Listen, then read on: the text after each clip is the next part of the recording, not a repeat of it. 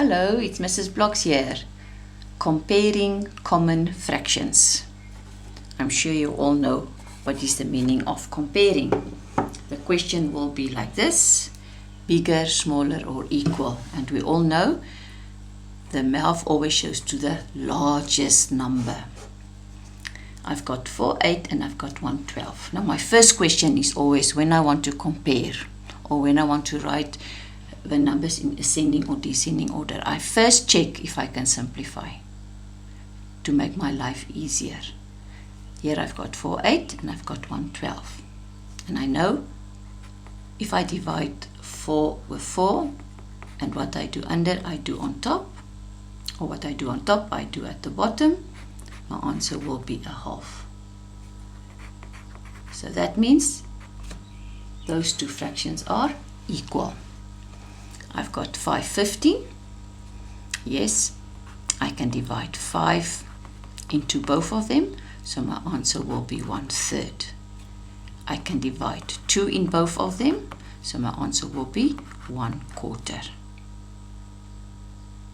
But now the denominator is not the same. That means I'm going to times there with 4 and I'm going to times there with 4. I'm going to times there with 3 and I'm going to times there with 3. Remember the video clip that shows how to plus with fractions? The denominator must be the same.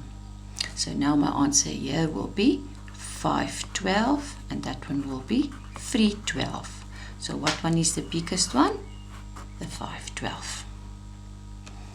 These two fractions, I can't simplify them.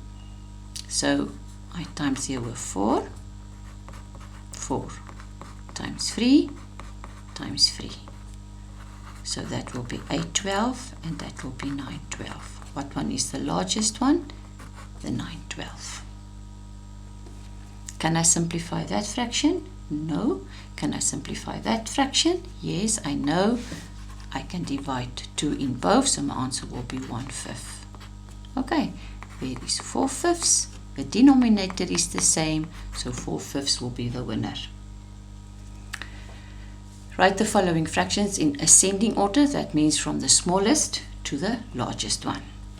First, I check my 4 fractions and I say, I can go and simplify this one.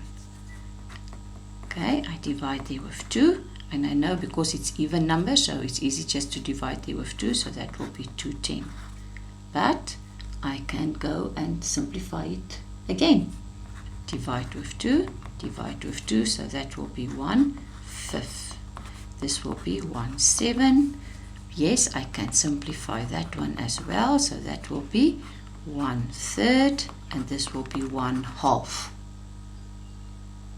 Now I can check. According to my fraction table, I know half is my largest one. That is the biggest piece of cake. And if the denominator gets all bigger, the fraction gets all smaller. Remember that. The denominator, when the fraction gets bigger, the piece of cake gets smaller. Right, so I've got the half will be my largest one. So my smallest piece of cake will be 1/7. Then it will be 1/5. And then it will be 1/3. And then the largest piece of cake will be 1/2. Here I look at this 3 fractions. Now I must write it in descending order. Right, so I've got 3/4. I can't simplify anything of them. So now I must go back to my LCM. LCM means I must go and get the denominator of the fraction, a number that can be divided into all of them. So I start with multiples of 4, multiples of 2, multiples of 5. 4, 8, 12, 16, 20, 2, 4, 6, 8, 10, 12, 14, 16, 18, 20, and 5, 10, 15, 20. LCM means it is the lowest common multiple that can be divided into all these 3 numbers. Now I've got 4 And with what must I times to get that 20? 1, 2, 3, 4, 5. So I times with 5. Oh, I must put the 5 here, eh? So it is 15, 20.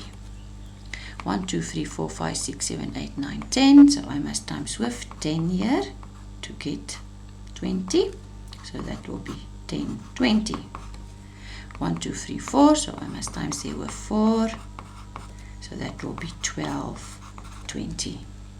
Can you see? Now my denominator is the same. Now I can go and write it from the largest to the smallest. So 15, 20 is my largest, then 12, 20, and then 10, 20. But I must go and write it as the original form. So 15, 20 is my 3/4. My 12, 20 will be the 3/5, and the last one will be my half there. Hope you understand. Goodbye.